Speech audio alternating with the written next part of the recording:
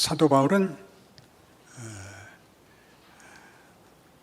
초대교회에서 예수 그리스도가 누구인가, 하나님이 예수 그리스도로 인하여 어떻게 새로운 세상을, 역사를, 운명을 만들었는가를 이제 전하는 사도가 되었습니다. 이방 세계에서는 하나님을 알지 못했고 여러 많은 자기네들이 만든 우상들을 섬기고 종교라는 것이 인간의 소원을 이루어주는 어떤 도움이 되는, 그리고 인간이 조작할 수 있는 그런 정도로밖에 이해되지 않는 세계에 하나님이 계시다는 것과 하나님이 일하고 계시다는 것과 새로운 세상을 만드셨다는 것과 그것이 우리의 복음이며 우리의 운명이요, 살아있는 동안 그 인생을 살아야 된다고 이제 복음을 전하는 자로 인생을 바치고 있습니다.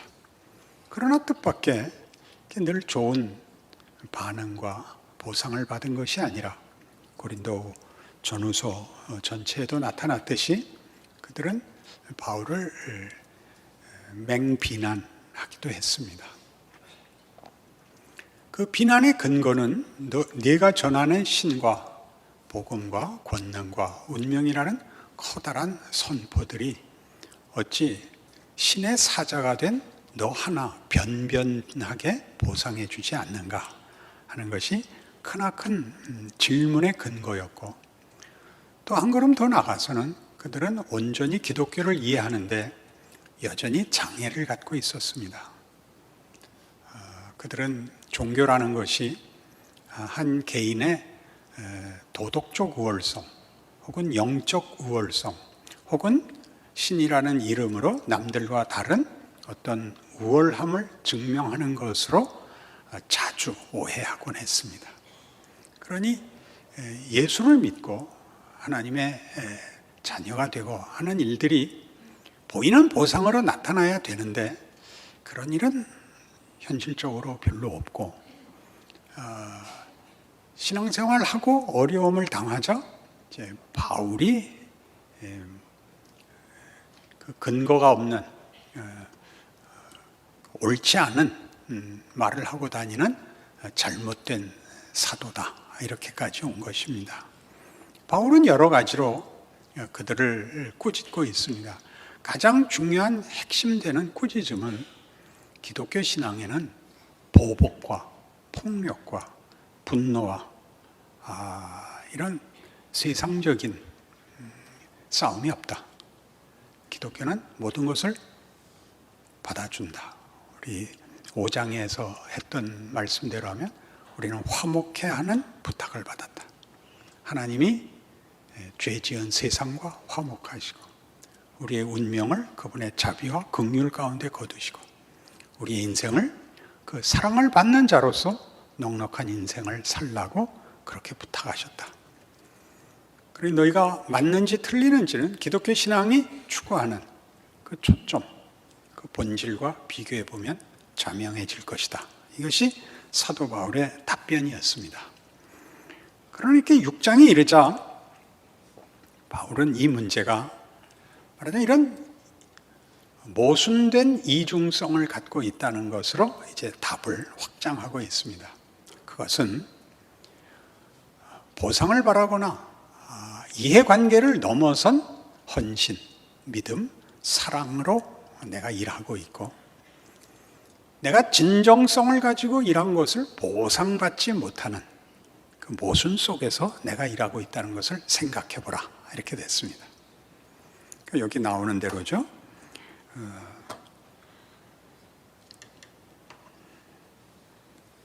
4절 보시면 오직 모든 일에 하나님의 일꾼으로 자천하여 많이 견디는 것과 혼란과 궁핍과 고난과 매맞음과 갇힘과 난동과 수고로움과 자지 못함과 먹지 못함 가운데서도 깨끗함과 지식과 오래 참음과 자비함과 성령의 감화와 거짓이 없는 사랑과 진리의 말씀과 하나님의 능력으로 의의 무기를 좌우에 가지고 영광과 욕됨으로 그래야 합니다. 앞에 있는 그 많은 희생과 양보와 헌신들이 영광과 욕됨으로 나타납니다.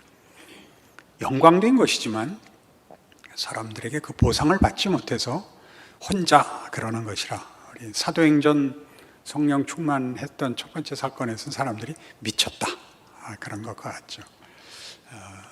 종종 우리는 기독교 신앙을 소개하면 나도 홀리려고 그래? 라는 식으로, 뭐가 겁이 나서 예수는 믿어? 이런 식으로 얘기하는, 마치 우리가 궁지에 몰린 존재같이 마지막 지푸라기를 잡는 것에 불과한 아무 쓸모도 없는 사람인 것 같은 대접을 받습니다. 영광과 욕됨으로. 이런 선언 속에는 말하자면 사도 바울이 고린도 교회에 또 이방의 사도가 되어 그의 생애 전체에 걸쳐서 전해야 했던 복음의 내용이 그때의 시대상 속에서 세계관, 인간의 정체성, 하나님의 존재와 운명이라는 것을 설명하는데 전부 초점이 모여 있는 것을 보게 됩니다. 하나님이 계시다는 것도 모르고 예수가 약속된 선지자라는 것도 모르고 하나님 자신이 오신 것이라는 말도 못 알아듣는 세계에서 복음을 전하고 설명해야 됐던 것, 복음의 핵심적인 것이며 세계관, 인생관, 운명, 정체성 같은 것들이 가장 중요한 주제로 등장하고 설명되는 것이 사도 바울의 당시의 전도, 증언, 설교, 간증이었다면 우리는 조금 다릅니다. 이 설교를 놓고 오늘 제 위치와 여러분의 지금의 환경을 보면 이렇게 얘기할 수 있습니다. 우리는 어쨌든 한국교회가 순교와 부흥의 시대를 겪은 역사를 가지고 있습니다. 하나님이 누구냐? 예수가 누구냐? 죽으면 어떻게 되느냐? 예수님이 오셔서 십자가를 진 것이 무엇이냐에 대해서는 어쨌든 넘어온 그 다음에 얘기에 와 있죠. 이때 이방인들은 몽땅 없고 그리스 로마 신화밖에 가진 게 없는 데에서 복음을 만났어야 됐고, 우리는 어쨌든 한 두세 대쯤 지나서 지금 19세기 말부터 시작하여 지금까지 130년 동안에 걸친 기독교의 기본 진리들을 배웠고, 혹은 모태신앙도 있고, 중간에 믿었어도 이미 믿은 자들을 옆에 늘 가지고 있어서 모를 때에도 드러났던 어떤 것들이 있습니다.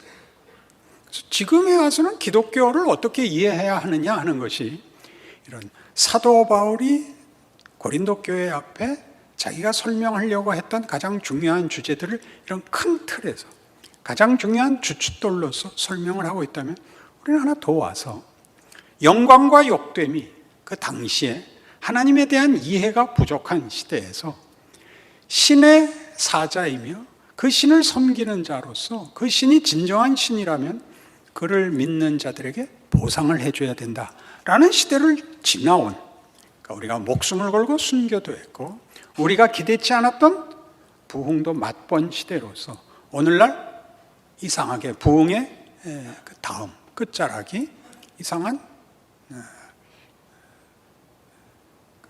내리막길과 혼돈스러운 현실을 살면서 지금 우리가 겪고 있는 현상과 우리가 지금 확인해야 되는 기독교 신앙의 중요한 주제가 무엇인가 하는데 저와 여러분이 서 있습니다.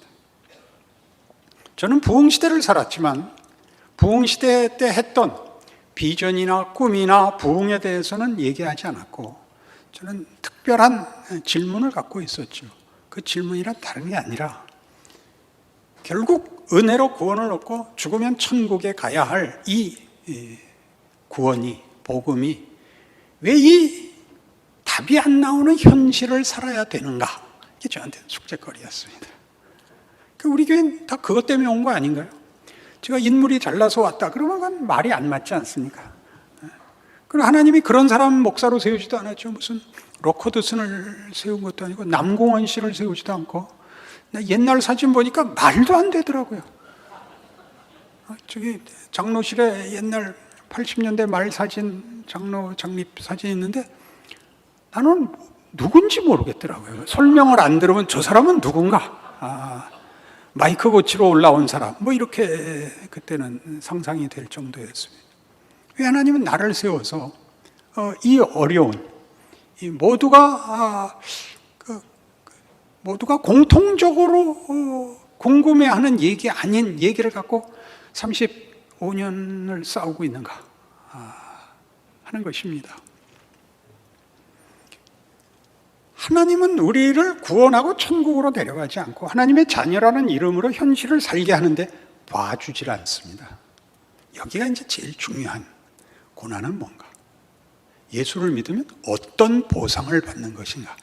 여기가 저한테 숙제거리가 된 것입니다. 고난이 없으려면 틀리지 않아야 된다. 죄 짓지 않고 늘 믿음의 승리를 해야 된다. 이렇게 잘 배웠는데 그 믿음의 승리가 잘 안 되더라고요. 몰라서 안 되는 게 아니라 하고 싶은데 안 되더라고요. 그래서 가장 중요한 질문이 아브라함의 믿음은 좋은데 나는 왜 안 되나? 아브라함은 왜 됐고 난 안 되냐? 이렇게 이제 질문이 들어가서 아브라함도 못했더라고요. 하나님이 이제 아브라함으로부터 시작을 해서 아브라함의 생애에 걸쳐서 하나님이 시작한 믿음이 어떻게 결실하는가를 보여주는 게 아브라함의 생애이지 남과 달라서 부름받는 게 아닙니다. 이제 하나님의 열심이라는 책으로 나온 하나님이 일하신다. 우리가 일하는 데에 대하여 보상하시는 하나님, 구경하시는 하나님이 아니고 하나님은 심사위원이 아니고 하나님이 일하신다. 뭐 예수님 오신 사건만 해도 그렇죠. 우리가 아직 죄인 되었을 때 그리스도께서 우리를 위해 오심으로 하나님께서 우리에 대한 자기의 사랑을 확증하셨느니라. 우리가 요청하지 않았을 때, 몰랐을 때, 필요도 알지 못했을 때 하나님이 예수를 보내십니다. 먼저 일하십니다. 은혜는 언제나 결과이죠. 조건이 아니고.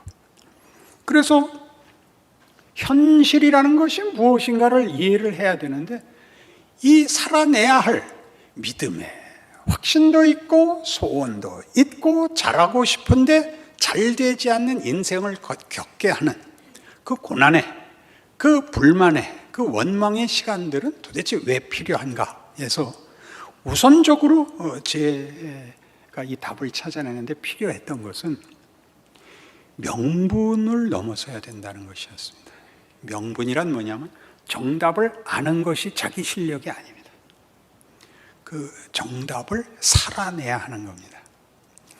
정답을 살아내야 한다는 것은 겸손해야 돼와 겸손할 때 겸손한 것은 천지 차이입니다.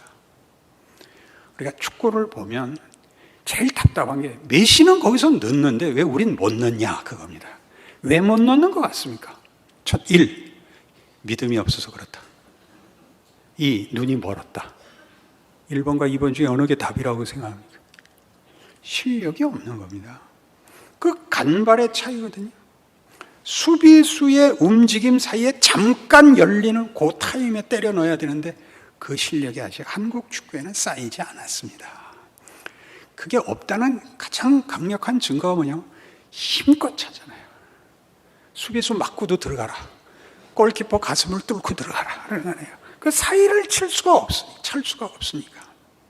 그래서 저 잘하는 영국 리그를 보면 힘껏 차는 사람 없어요. 툭툭 갔다가 빈자리에 딱 찔러 넣죠. 우리 딱 그렇게 됐죠. 명분을 계속 주장해서 고함을 질러서 피를 토해서 축구공을 힘껏 차서 골대가 무너지든지 공이 터지든지 그렇게 갔지. 이 삶을 살아내야 하는 명분으로는 아는데 사라지지 않는 것은 살아낼 수 없는 것은 어떻게 엮어야 되는 것인가? 그러니까 중요한 넘어야 할 문턱입니다. 아니면 명분을 가지고 있으면 그 답을 하는 것으로 자신의 책임이 끝났다고들 생각합니다. 자신의 책임이 끝났다고 생각하는 사람들은 다 그 명분을 어떻게 사용하느냐 하면 그 명분만큼 살지 못하는 것을 비난하는 것으로 자신의 삶을 면제받으려고 합니다. 해설위원 같습니다. 해설은 얼마나 쉽습니까? 아니 저걸 한 박자 빨리 차야죠. 그걸 누가 못해요. 차야지. 한 박자 빨리 차는 것과 한 박자 늦었다고 말하는 것은 얘기가 다르죠. 안 그렇습니까? 해설이 선수보다 앞서가면 안 됩니다. 선수가 돼야죠. 그걸 쳐넣어야죠. 안 보여야죠. 언제 넣었어요? 그런 실력이 생겨야지. 야구 해설이 제일 쉽대요. 아니 저기서 가만히 서 있으면 어떡합니까? 휘둘러라도 봐야죠. 누구는 안 그러고 싶었겠어요. 휘두르려고 보니까 공이 벌써 들어왔더라고요. 그 다음에 휘두를 수는 없잖아요. 해설위원이 되거나 심사위원이 되는 것으로 자기가 마치 그 모든 선수들보다 우위에 있고 자신은 자신이 한 걸 다 한 것 같이 생각하는 그런 명분과 비난과 정죄 속을 제가 걸었습니다. 제가 자라난 유년기와 청년기를 그 속에서 나는 답이 안 나오고 잘하고 싶은데 잘 되지는 않고 내가 답을 모르는 게 아니라 답을 살아내지 못하는 것은 어떻게 이해해야 되는가? 제 설교의 가장 중요한 질문이 된 것입니다. 하나님은 뭘 하시는 걸까요? 나를 만드십니다. 축구를 하면 말이죠. 이기면 다가 아니라 이기기 위한 노력 속에 인간의 가장 중요한 핵심된 본질이 성장합니다. 말하자면 인간이 성숙하죠. 그것은 다만 체력과 기술의 문제가 아니라 정신력이 합쳐져야 되는데 우리나라에선 정신력이 이런 깊은 인성, 인격, 정체성 같은 가치로 설명되지 않고 지극함으로만 이해가 돼서 머리를 깎았죠. 실력이 모자라면 머리를 깎고 그 다음에 혈서를 썼죠. 그래도 안 되면 할복을 하는 거죠. 왜 그랬는지 아시겠습니까? 잘하고 싶은데 최선을 다했는데 되지 않으면 책임을 이렇게 면제받는 수밖에 없었던 것입니다. 할복을 하죠. 그래서 예전엔 다 문제가 풀리지 않으면 기도원에 가서 금식 기도를 했습니다. 내가 죽든지 하나님이 죽든지, 하나님이 불쌍히 여기고 해결을 해주든지 아니면 내가 죽어서 해결을 하든지. 그것이 왜 쇠퇴하게 됐는가? 이런 식의 치열한 싸움, 지극정성의 싸움, 모호한 명분과 추상 명사의 싸움이 아니라 너 자신, 너라는 실존, 네 육체, 네 정신, 네 분별, 네 책임이 커라. 이렇게 되는 것이 예수를 믿고 예수님 앞에 서는 날까지 우리에게 허락된 시간인 것입니다. 이 시간 속에서 우리는 방향이 어딘가에 대한 것도 늘 상기하고 있어야 되고, 그리로 가기 위해서는 길을 만들어야 된다는 것도 알게 됐습니다. 방향을 안다고 해서 길이 있는 것은 아닙니다. 내가 가고 싶은 목적지를 일직선으로 갈 수 있는 사람은 아무도 없습니다. 갈 수 있는 길로 가야 됩니다. 마치 타협하는 것 같고 포기하는 것 같이 그 길을 가게 되어 있습니다. 강이 가로막히면 건널 만한 얕은 데까지 가서 건너야 될 것이고, 산이 가로막고 있으면 돌아가든지 넘어가든지 해야 됩니다.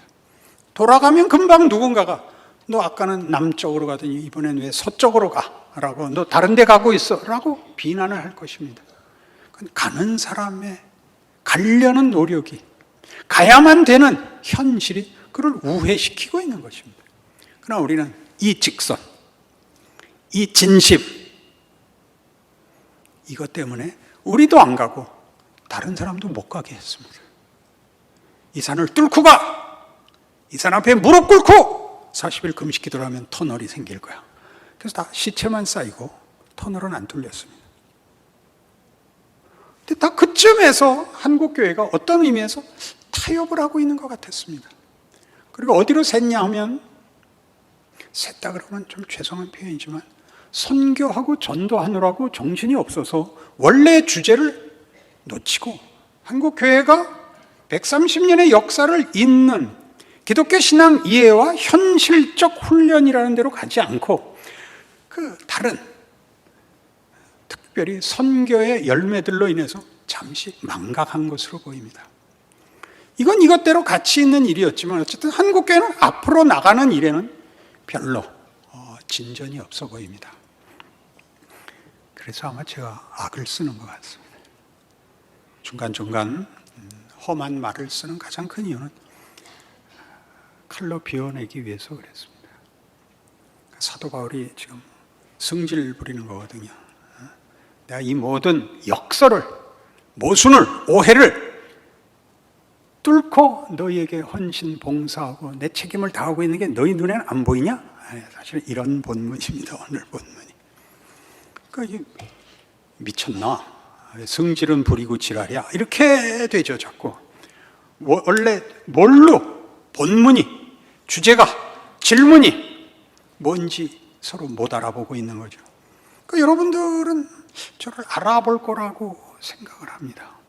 수요일에도 나왔고 남성성가대 찬양도 참고 들을만 하면 상당한 경지에 오지 않았겠습니까?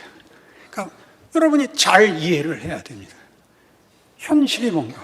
현실은 하나님의 사람으로 사는 일에 대하여 그것을 가지 못하게 위협하고 유혹하고 뒤로 미루는 핑계를 대는 일에서의, 그 시험에서의 하나님 편들기, 하나님의 사람으로 믿음을 지키는 싸움입니다. 거의 평생 동안 승리보다 실패가 많습니다. 재미있는 것은 실패가 일을 한다는 사실입니다. 여기가 가장 중요합니다.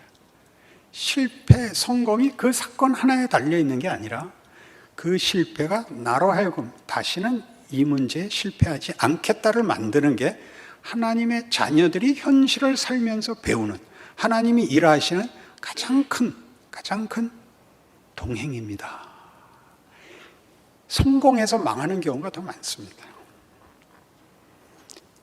성공을 하면 더 깊은 생각을 안 하게 됩니다. 실패했을 때 더 많은 생각을 하는데 실패가 성공보다 낫다는 얘기는 어불성설입니다. 그러나 이렇게 생각을 하십시오.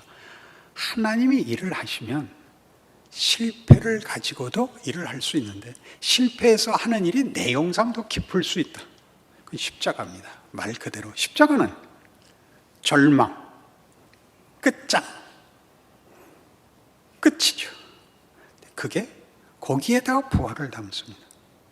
다른 어떤 것도 아니고 무슨 정성, 무슨 여러분 아는 모든 무슨 단어를 갖다 대십시오. 무슨 대의, 무슨 사랑, 여기다가 부활을 담는 게 아니라 죽음에다 담습니다. 그러니까 이것보다 더 놀라운 증언은 없습니다. 예수님이 우리를 위해 죽는다는 말을 여러분 정말 현실로 이해하십니까? 여러분의 믿음, 나는 믿어 라는 눈물과 고함으로 변명하고 있는 것에 불과하지, 죽음에다가 부활을 담을 수 있다면 우리 생에 어떤 것도 하나님이 나를 불러 하시려고 하는 일을 실패시킬 수 없다로 가게 됩니다. 그럼 뭐가 달라지냐? 여러분, 이런 약속을 받으면 처음에 생각나는 것은 그러니까 무책임하게 살아도 돼 라는 생각입니다. 죄가 하는 얘기입니다. 윤리적 도덕적 차원에서 그건 죄다 이렇게 조급한 답을 내려서 피하지 마시고 인간이 맨 먼저 생각하는 반응입니다. 그리고 그게 얼마나 못난 생각이라는 것을 아는 데까지 가게 됩니다. 우리는 은혜를 베풀었으면 배신하고 친절하게 대하면 잘난 척하고, 그거는 못난 반응입니다. 그렇지 않습니까? 하나님이 우리의 가장 잘못한 자리에다 최고의 것으로 무엇을 만들어 줄 수 있다? 우리는 당연히 기뻐해야 되고 감사해야 되고 그걸 소중하게 여겨야 맞습니다. 이걸 아는데 평생이 걸리는 겁니다. 심지어 교회 안에서마저 우리는 신앙생활하기가 어렵습니다. 왜요? 우리가 잘하면 얕보거든요. 그 반응이 당연한 반응입니다. 그니 신앙이 얕아서 잘하려다가 시험을 드는 건 내가 용서를 하겠는데, 그래도 신앙이 괜찮을 만큼 된 사람이 안 하는 건 무슨 이유입니까? 도대체가. 한번 생각해 보십시오. 오해받을까 봐요. 지나오셔야죠. 우린 실제로는 신앙의 현실을 살아오지 않은 겁니다. 하나도 안 한 겁니다. 처음 넘어지자 그다음부터 아무것도 안 하기로 한 겁니다. 이게 제가 아직도 설교 때마다 목소리를 높이는 이유입니다. 뭐 때문에 내가 앞장서 갖고 총알바지를 하겠습니까? 그래서 우리는 다 다 이렇게 돼버렸습니다. 문을 닫아버렸습니다. 여길 제가 깨야 됩니다. 좋은 소리 하기엔 큰일 났습니다. 깨십시오. 왜요? 그러면 명예로운 인생을 살 수 있습니다. 위대한 인생을 살 수 있습니다. 예수를 믿는다는 것은 우리라는 존재가 어떤 존재인지를 아는 것이고, 우리 존재와 정체성의 가치, 그리고 우리가 살아내야 되는 책임인 것 같지만 기회인 우리의 인생이 예수님의 성육신일 수 있다는 걸 알게 됩니다. 예수님은 자기를 죽일 자들을 고쳐주고 자기를 배신할 자들을 제자로 삼는 것입니다. 우린 결과적으로 알지만 예수님은 앞에 알고 그들을 불러 모아 그들로 인하여 당신을 증언케 하시는데, 어디서 반전이 일어나죠? 그 모든 배신, 그 모든 보복, 그 모든 못남에다가 영광을 담으실 수 있다고 얘기합니다. 그럼 이제라도 그렇게 사십시오. 제가 제 시대에 하나님의 부름을 받아 하나님 앞에 받은 제 사명이며 질문이며 도전이며, 여러분이 저를 만나 살아내야 할 여러분 각각의 명예로운 인생입니다. 다른 걸로 핑계대지 마십시오. 가장 많이 일어나는 것, 누구를 비난하여 자신을 확인하는 것은 제발 하지 마십시오. 그건 치사한 겁니다. 누가 어떻게 못났고 누가 어떻게 흠이 있는가를 밝혀냄으로써 마치 자기는 그 위에 서 있는 것 같이 얘기하는 건 안 됩니다. 기독교는 그런 데가 아닙니다. 바울이 그렇게 얘기하는 겁니다. 그는 영광으로, 그리고 욕됨으로, 그가 한 모든 일에 은혜를 받는 자는 그의 사역을 영광으로, 그렇지 않은 자들에게는 저 미친놈으로, 사기꾼으로, 그걸 다 감수하고 살고 있습니다. 왜요? 본인이 가는 길이 예수가 걸으신 길인 걸 알고 있기 때문입니다. 그것은 하나님의 권능과 지혜와 참으로 두 번 다시 할 수 없는 그의 생애에 허락된 기적인 줄 알기 때문입니다. 그 인생을 살아내는 여러분 되시고 남포교회 되어 주십시오. 기도하십시다. 하나님 아버지, 우리를 구원하시고 주의 이름을 허락하신 그 권능과 명예와 기회와 책임과 자랑을 알게 하사, 하나님, 이 시대 앞에 예수를 믿는다는 게 무엇인지 보여줄 수 있는 우리 자신이 되게 하옵소서. 우리 기막힌 인생이 그게 고난도 아니고 원망할 것도 아니고 비극도 아니고, 그것이 어떻게 하나님의 임재인지 아는 큰 기쁨이 오늘 이 저녁 우리 교회 위에 있게 하여 주옵소서. 예수님 이름으로 기도합니다. 아멘.